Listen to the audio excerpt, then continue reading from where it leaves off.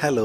വൈകുന്നേരം 4 മണിയോടുകൂടി ഒരു വിയറ്റ്നാമി ഡ്രൈവർ വന്ന് ഞങ്ങളെ കൂട്ടിക്കൊണ്ടുപോയി. ഹാനോയി സിറ്റിയിൽ നിന്ന് ഏകദേശം 40 മിനിറ്റ് കാർ യാത്ര ചെയ്ത് വേണം ഗ്രാൻഡ് വേൾഡിലെത്താൻ. മുള്ളുചെടി പോലെ എന്തോ ഒന്ന് യാത്രയിൽ പലതവണ കാണാനിടയായി. ഗ്രാൻഡ് വേൾഡ് കാഴ്ചകൾ കാണാനും ഷോപ്പിങ്ങിനും ഗെയിമിങ്ങിനും ഫുഡ് എക്സ്പ്ലോർ ചെയ്യാനും പറ്റിയൊരു ഇടമാണ്. ഗ്രാൻഡ് വേൾഡിലെ വിശേഷങ്ങൾ ഡ്രൈവർ ഞങ്ങൾക്ക് പറഞ്ഞു തരുന്നുണ്ട്. ഞങ്ങളെ മെയിൻ എൻട്രൻസിൽ ഇറക്കി കാർ പാർക്ക് ചെയ്യാനായിട്ട് ഡ്രൈവർ പോയി.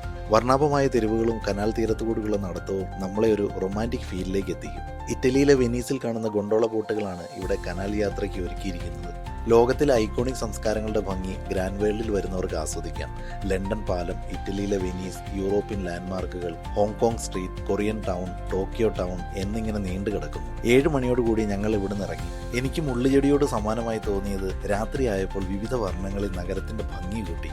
ഡ്രൈവർ ഞങ്ങളെ ഹോട്ടലിനടുത്ത് വിട്ടു. ഭക്ഷണം കഴിക്കാനായി ഒരു വിയറ്റ്നാമി റെസ്റ്റോറന്റ് അന്വേഷിച്ച് നടന്നു. കുറച്ച് നടന്നപ്പോൾ തന്നെ ഒരു തനത് വിയറ്റ്നാമി റെസ്റ്റോറന്റ് കണ്ടു.